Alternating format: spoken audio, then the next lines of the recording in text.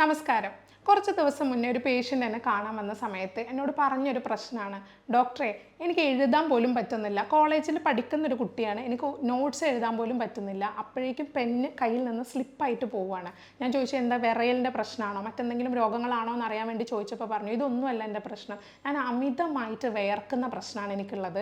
കയ്യിൻ്റെ ഉള്ളം കൈ പോലും വിയർക്കുന്നുണ്ട്, തല വിയർക്കുന്നുണ്ട്, കക്ഷം വിയർക്കുന്നുണ്ട്. സാധാരണ ഒരു വ്യക്തികൾ നമ്മൾ കൂടുതലായിട്ടും വിയർക്കുന്ന ഭാഗങ്ങളാണ് കക്ഷം, അല്ലെങ്കിൽ അഴകിൻ്റെ ഭാഗം, കഴുത്ത് എന്നുള്ള ഭാഗങ്ങളൊക്കെ, തല. പക്ഷേ ഈ വ്യക്തി ശരീരമാസകലം വിയർത്തുകൊണ്ടിരിക്കുകയാണ്. ഉള്ളം കൈയിൽ യൂഷ്വലി നമുക്ക് വിയർപ്പുണ്ടാവാറില്ല, കാലിന് അടിപ്പാദത്തിൽ വിയർപ്പുണ്ടാവാറില്ല. പക്ഷേ ഇത്തരം ഭാഗങ്ങളിലൊക്കെ കൂടുതലായിട്ട് സ്വെറ്റ് വരുന്നതിനൊരു കാരണമുണ്ട്. അപ്പോൾ ഈ ഹൈപ്പർ ഹൈഡ്രോസിസ് എന്നാണ് ഈ ഒരു അവസ്ഥയ്ക്ക് നമ്മൾ പറയുന്ന പേര്. ഇത് നോർമലായിട്ടുണ്ടാവാം. എപ്പോഴാണ് ഇത് അബ്നോർമൽ ആവുന്നത്? നമ്മളിപ്പോൾ കുളിയൊക്കെ കഴിഞ്ഞ് ഒരു അരമണിക്കൂർ കഴിയുമ്പോഴേക്കും ചൂടില്ലാത്ത സമയങ്ങളിൽ പോലും ഡ്രസ്സ് നനയുന്ന രീതിയിൽ വിയർക്കുന്ന ഒരു കണ്ടീഷനാണ് ഹൈപ്പർ ഹൈഡ്രോസിസ് എന്ന് പറയുന്നത്. രണ്ട് തരത്തിലുള്ള ഗ്രന്ഥികളിൽ നിന്നാണ് വിയർപ്പ് പ്രൊഡ്യൂസ് ചെയ്യുന്നത്. രണ്ട് തരത്തിൽ എന്ന് പറയുമ്പോൾ എക്രൈൻ ഗ്ലാൻസും അപ്പോക്രൈൻ ഗ്ലാൻസും. ഈ എക്രൈൻ ഗ്ലാൻസ് നമ്മുടെ ശരീരം ആസകലമുണ്ട്, അതിൽ നിന്ന് വളരെ നേർത്ത ലിക്വിഡ് ആയിട്ടുള്ള രീതിയിലുള്ള വിയർപ്പാണ് പ്രൊഡ്യൂസ് ചെയ്യുന്നത്. സാധാരണഗതിയിൽ നമ്മുടെ വിയർപ്പിന് സ്മെല്ലൊന്നും ഉണ്ടാവില്ല. നല്ല രൂക്ഷമായിട്ടുള്ള ഗന്ധം വരുന്നത് നമ്മുടെ സ്കിന്നിലുള്ള ബാക്ടീരിയ അതിൽ ആക്ട് ചെയ്തിട്ട് കെമിക്കൽസ് പ്രൊഡ്യൂസ് ചെയ്യുന്ന സമയത്താണ് ഈ തരത്തിലുള്ള സ്മെല്ല്, ഒഫൻസീവ് സ്മെല്ല് സ്വെറ്റിന് വരുന്നത്. രണ്ടാമത്തത് അപ്പോക്രൈൻ ഗ്ലാൻസ്. അപ്പോക്രൈൻ ഗ്രന്ഥികളിൽ നിന്ന് എപ്പോഴും കട്ടിയിലുള്ള ദ്രാവകമായിട്ടാണ് ഈ ഒരു ഇത് വരുന്നത്, സ്വെറ്റ് വരുന്നത്. അതിന് കുറച്ച് സ്മെല്ല് ഉണ്ടാവുകയും ചെയ്യും. യൂഷ്വലി പിന്നെ നമ്മുടെ സ്കാൽപ്പിൻ്റെ ഭാഗം, അതുപോലെ കക്ഷത്തിൽ, അതുപോലെ ഗ്രോയിൻസിൽ, ഇങ്ങനത്തെ ഭാഗങ്ങളിലൊക്കെയാണ് ഈ അപ്പോക്രൈൻ ഗ്രന്ഥികൾ കൂടുതലായിട്ടുണ്ട്. അവിടെയുള്ള സ്വെറ്റാണ് കൂടുതൽ സ്മെല്ല് വരാനും ചാൻസ് ഉള്ളത്. മാത്രമല്ല നമ്മൾ മടക്കുകളിൽ, മടങ്ങിയിരിക്കുന്ന ഭാഗങ്ങളിൽ കൂടുതൽ നേരം ബാക്ടീരിയൽ എക്സ്പോഷർ ഉണ്ടാവാനും കൂടുതൽ സ്മെല്ല് പ്രൊഡ്യൂസ് ആവാനും ചാൻസ് ഉണ്ട്. അപ്പോൾ ഈ ഹൈപ്പർ ഹൈഡ്രോസിസ് എന്ന അവസ്ഥ എപ്പോഴാണ് നമ്മൾക്കതൊരു ഇമ്മീഡിയറ്റ് മെഡിക്കൽ അറ്റൻഷൻ വേണ്ടത്? ഇപ്പോൾ നമുക്ക് യൂഷ്വലി ഒരു കംപ്ലയിൻറ്റ് ഉണ്ടാകുമ്പോൾ നമുക്ക് ബുദ്ധിമുട്ട് എന്താ വരിക? ഈ പാംസ് വേർക്കുന്ന സമയത്ത് എഴുതാൻ പറ്റുന്നില്ല എന്നൊരു കംപ്ലയിൻറ്റ് പറഞ്ഞു. അപ്പോൾ തീരെ എഴുതാൻ പറ്റുന്നില്ല, പെന്ന് സ്ലിപ്പായി പോവുക. ഈ അവസ്ഥയിൽ നമ്മൾ ഇമ്മീഡിയറ്റ് ആയിട്ട് മെഡിക്കൽ ഇൻ്റർവെൻഷൻ ആവശ്യമാണ്. പൊതുവേ നമ്മൾ ഇപ്പോൾ ഈ ഹൈപ്പർ ഹൈഡ്രോസിസ് വരുന്ന സമയത്ത് എപ്പോഴാണ് നമ്മൾ കൂടുതൽ ശ്രദ്ധ കൊടുക്കേണ്ടതെന്ന് വെച്ചാൽ, ഒന്ന്, നമുക്ക് രാത്രി മാത്രമാണ് വിയർപ്പുള്ളത്. പകൽ സമയങ്ങളിൽ ആൾക്കും ഒരു കുഴപ്പമില്ല.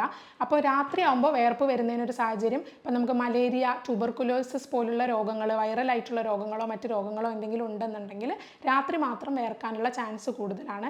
ചില ടൈപ്പ് ഓഫ് ക്യാൻസേഴ്സ്, ലിംഫോമ കേസുകളിൽ രാത്രി മാത്രം വിയർക്കാറുണ്ട്. അത്തരം കേസുകൾ നിങ്ങൾ രാത്രി മാത്രം വിയർക്കുന്നു, പകൽ ഒരു കുഴപ്പമില്ല എന്നുണ്ടെങ്കിൽ തീർച്ചയായിട്ടും നിങ്ങളൊരു ഡോക്ടറെ സമീപിക്കേണ്ടതാണ്. രണ്ട്, നിങ്ങൾക്ക് വിറയൽ വരികയാണെന്നുണ്ടെങ്കിൽ, നിങ്ങൾക്ക് പിന്നെ ഈ സ്വെറ്റിൻ്റെ കൂടെ തന്നെ ആ ടൈമിൽ നിങ്ങളുടെ കൈ വിറയൽ വരിക, അതുപോലെ പിന്നെ നാക്കിന് വിറയൽ വരിക, ഇങ്ങനത്തെ അവസ്ഥ ഉണ്ടെന്നുണ്ടെങ്കിൽ തൈറോയിഡ് ഗ്ലാൻഡിൻ്റെ പ്രവർത്തന കൂടുതൽ കൊണ്ട്, ഹൈപ്പർ തൈറോയിഡിസം എന്നുള്ള അവസ്ഥ കൊണ്ട് വരാൻ ചാൻസ് ഉണ്ട്. അപ്പോൾ അതും നിങ്ങൾ ഇമ്മീഡിയറ്റ് ആയിട്ട് കാണിക്കേണ്ട ഒന്നാണ്.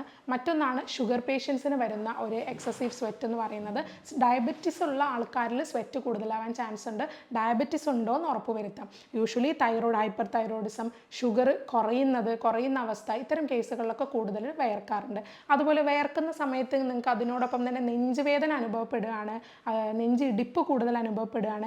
ഇത്തരം സാഹചര്യങ്ങൾ നിങ്ങളിൽ ഇമ്മീഡിയറ്റ് ആയിട്ട് ഒരു ഡോക്ടറെ സമീപിക്കേണ്ടതുണ്ട്. നമുക്കിപ്പോൾ ഹാർട്ട് അറ്റാക്ക് ഒക്കെ വരുന്ന സമയത്ത് പേഷ്യൻസ് പെട്ടെന്ന് വിയർക്കാറുണ്ട്. അപ്പോൾ ഇത്തരം ഇമ്മീഡിയറ്റ് വിയർപ്പുകൾ, ഈ വിറയലോട് കൂടിയ വിയർപ്പുകൾ, അല്ലെങ്കിൽ നെഞ്ചിടിപ്പോട് കൂടിയത്, ഇത്തരം സാഹചര്യങ്ങൾ, തലകറക്കത്തോട് കൂടിയത്, അത് രാത്രി മാത്രം കാണപ്പെടുന്നത്, ഇതിനൊക്കെ നിങ്ങൾ ഇമ്മീഡിയറ്റ് ആയിട്ട് ഒരു മെഡിക്കൽ ഇൻ്റർവെൻഷൻ ഇമ്മീഡിയറ്റ് ആയിട്ട് വേണം. മറ്റ് കേസുകൾ, സാധാരണയായിട്ടുണ്ടാകുന്ന ഹൈപ്പർ ഹൈഡ്രോസിസ് ചില അവസ്ഥകൾ കൊണ്ട്, അല്ലെങ്കിൽ ഗ്രന്ഥികളുടെ പ്രവർത്തന കൂടുതൽ കൊണ്ട്, ഹോർമോണൽ ഇംബാലൻസ് കൊണ്ട്. എപ്പോഴൊക്കെയാണ് നമ്മുടെ ഹോർമോണൽ ഇംബാലൻസ് ഇതിൽ വരുന്നതെന്ന് വെച്ചാൽ, ഇപ്പം നമ്മൾക്ക് പേടിക്കുന്ന സമയത്ത് യൂഷ്വലി നമ്മൾ പെട്ടെന്ന് വിയർക്കാറുണ്ട്. അത് നമ്മുടെ അഡ്രിനാലിൻ്റെ സെക്രീഷൻ കൂടുമ്പോഴാണ്. അപ്പോൾ ഇത്തരത്തിൽ ഹോർമോണൽ ഇംബാലൻസ് ഉണ്ടാകുന്ന മറ്റ് സാഹചര്യങ്ങളുണ്ട്. അതിൽപ്പെട്ടതാണ് പ്രഗ്നൻസിയിൽ കൂടുതൽ വിയർക്കാറുണ്ട്, കൂടുതൽ ചൂട് അനുഭവപ്പെടാറുണ്ട്. പ്യൂബർട്ടിയിലേക്ക് പോകുന്ന കുട്ടികൾ, പെൺകുട്ടികളും ആൺകുട്ടികളും, ബസ്സിലൊക്കെ പോകുന്ന സമയത്ത് പഠിക്കുന്ന കുട്ടികൾ, +1 +2 അല്ലെങ്കിൽ സ്കൂൾ ഗോയിങ് കുട്ടികൾ, ടീനേജ് കുട്ടികളൊക്കെ ഉണ്ടാകുമ്പോൾ ഭയങ്കര സ്മെല്ലായിരിക്കും. കാരണം ഇത് അവരുടെ ഗ്രന്ഥിയുടെ പ്രവർത്തനം കൂടുതൽ കൊണ്ടാണ്. പ്യൂബർട്ടി ടൈമിൽ അവർക്കുണ്ടാവുന്ന ഹോർമോണൽ ഇംബാലൻസ്, ഹോർമോണൽ ചേഞ്ചസ് കൊണ്ടാണ് അങ്ങനെ സംഭവിക്കുന്നത്. അതുപോലെ തന്നെയാണ് ആർത്തവ വിരാമത്തിലുള്ള സ്ത്രീകൾക്ക് കൂടുതലായിട്ട് വിയർപ്പ് അനുഭവപ്പെടുകയും ഹോട്ട് ഫ്ലാഷസ് ഉണ്ടാവുകയും ചെയ്യും. പെട്ടെന്ന് മുഖം തുടുക്കുക, ചുവക്കുക, പുകച്ചിൽ അനുഭവപ്പെടുക, ശരീരത്തിനുള്ളിലൊക്കെ പുകച്ചിൽ അനുഭവപ്പെടുക എന്നൊക്കെ പറയാറുണ്ട്. ഇതൊക്കെ ആർത്തവ വിരാമത്തിൽ ഉണ്ടാവുന്നതാണ്. അപ്പോൾ യൂഷ്വലി ഈ ഹൈപ്പർ ഹൈഡ്രോസിസ് എന്നുള്ള അവസ്ഥ പ്രഗ്നൻസിയിൽ ഉണ്ടാവാം, പ്യുബർട്ടി ടൈമിലുണ്ടാവാം, മെൻസസ് നിൽക്കുന്ന ഒരു ആർത്തവ വിരാമത്തിൻ്റെ സ്റ്റേജിലുണ്ടാവാം, ഏതെങ്കിലും രീതിയിലുള്ള ഹോർമോണൽ ഇംബാലൻസിനുണ്ടാവാം. ഇനി മേജർ കണ്ടീഷൻ നോക്കുകയാണെങ്കിൽ ഇപ്പോൾ തൈറോയിഡിലുണ്ടാവാം, അതുപോലെ തന്നെ ഷുഗർ കുറയുമ്പോൾ ഉണ്ടാവാം. ഇനി മറ്റേതെങ്കിലും വിധത്തിലാണെന്നുണ്ടെങ്കിൽ മലേറിയ, ട്യൂബർക്കുലോസിസ് പോലുള്ള സാഹചര്യങ്ങളിൽ അവസ്ഥകളിൽ ഉണ്ടാവാം. അപ്പം ഇത് കുറക്കാനായിട്ട് നമുക്ക് എന്താണ് ചെയ്യാൻ കഴിയാൻ നോക്കാം. യൂഷ്വലി വേർപ്പ് ഇങ്ങനെ കൂടുതൽ പ്രശ്നമുള്ള ആൾക്കാരാണെന്നുണ്ടെങ്കിൽ തീർച്ചയായിട്ടും 2-3 നേരം അവർക്ക് കുളിക്കാം. അതൊരു മെയിൻ സൊല്യൂഷനാണ്. അപ്പോൾ 2-3 നേരം നിങ്ങൾ കുളിക്കുക, ഹൈജീനിക് ആയിട്ടിരിക്കുക എന്നുള്ളതാണ് ശ്രദ്ധിക്കേണ്ടത്. എത്രത്തോളം വൃത്തിയിൽ നമ്മൾ ശ്രദ്ധിക്കുന്നോ ബാക്ടീരിയൽ ഗ്രോത്ത് സ്കിന്നിൽ കുറയുകയും ഈ ഒരു സ്മെല്ലും ഈ ഒരു വേർപ്പിൻ്റെ കാഠിന്യവും നമുക്ക് കുറക്കാൻ പറ്റും. സ്മെല്ല് കൂടുതലുള്ള അവസ്ഥയിലാണെങ്കിൽ നമുക്കിപ്പോൾ കുളിക്കുന്ന വെള്ളത്തിൽ ചെറുനാരങ്ങ നീര് ഉപയോഗിക്കാം, ഡെറ്റോൾ ഉപയോഗിക്കാം, ഇത്തരം കാര്യങ്ങൾ ശ്രദ്ധിക്കാം. അതുപോലെ തന്നെ ഡിയോഡറൻറ്റ് യൂസ് ചെയ്യാം. ആൻറ്റി പെർസ്പിരൻ ഡിയോഡറൻസ് അവൈലബിൾ ആണ്. ഇപ്പം വേർപ്പിനെ തടയുന്ന രീതിയിലുള്ള ഇത്തരം സംഭവങ്ങൾ യൂസ് ചെയ്യാം. എപ്പോഴും നിങ്ങൾ ഹൈജീനിക് ആയിട്ടിരിക്കാൻ ശ്രദ്ധിക്കുക. പിന്നെ നിങ്ങളുടെ ഡയറ്റിൽ കുറച്ച് കാര്യങ്ങൾ ശ്രദ്ധിക്കേണ്ടതുണ്ട്. ഇപ്പോൾ ഡയറ്റിൽ സ്ഥിരമായിട്ട് കോഫി കുടിക്കുന്ന ആൾക്കാർ, അല്ലെങ്കിൽ മദ്യപിക്കുന്ന ആൾക്കാർ, നല്ല എരിവിട്ട് മാത്രമേ ഞാൻ ഭക്ഷണം കഴിക്കൂ, ഞാൻ എരിവിൻ്റെ ആളാന്നൊക്കെ പറയുന്ന ആൾക്കാർ, ഇത്തരക്കാരിലൊക്കെ വേർപ്പ് കൂടാനും അതിൻ്റെ സ്മെല്ല് കൂടാനും ചാൻസ് ഉണ്ട്. അപ്പോൾ നിങ്ങളുടെ ഡയറ്റിൽ കോഫി റെസ്ട്രിക്റ്റ് ചെയ്യുക. മദ്യപിക്കുന്ന ആൾക്കാരാണെങ്കിൽ അത് റെസ്ട്രിക്റ്റ് ചെയ്യാൻ ശ്രദ്ധിക്കുക. അപ്പോൾ നിങ്ങൾക്ക് കുറേയൊക്കെ ഇത് കുറഞ്ഞു വരും. പിന്നെ സ്ഥിരമായിട്ട് ഫിസിക്കൽ ലേബർ എടുക്കുന്ന ആൾക്കാർ നല്ലോണം വേർക്കുന്നത് വളരെ നോർമലായിട്ടുള്ള ഒരു കാര്യമാണ്. ഇപ്പോൾ ഒരാൾ വന്ന് എൻ്റെ അടുത്ത് പറയുകയാണെങ്കിൽ ഞാൻ നല്ലോണം വേർക്കുന്നുണ്ട് ഡോക്ടറെ, രാവിലെ മുതൽ രാത്രി ആവുന്നവരെ അങ്ങ് വേർത്ത് കൊട്ടുകയാണെന്ന് പറയുന്ന ആൾക്കാരുണ്ട്.